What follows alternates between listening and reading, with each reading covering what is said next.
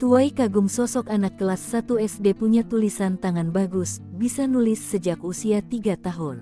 Menakjubkan, kata itulah pasti akan kita ucapkan saat melihat tulisan yang ditulis secara manual dengan tangan, namun tingkat kerapihannya seperti tulisan yang dibuat menggunakan komputer.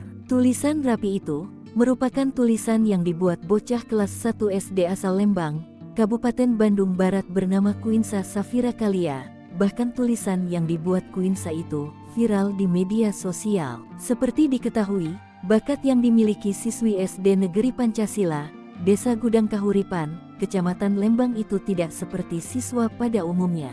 Video tulisan tangan Quinsa yang diunggah oleh guru di sekolahnya pun viral. Dalam video itu, tulisan tangan Quinsa di atas buku terlihat rapi dengan huruf tegak bersambung maupun terpisah.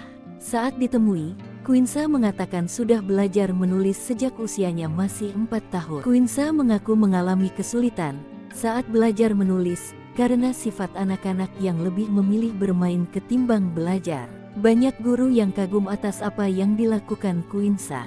Bahkan menurut Sri Nurhayati, guru kelas 1-1 di SD Negeri Pancasila, kemampuan menulis Quinsa di atas kemampuan teman-temannya yang lain.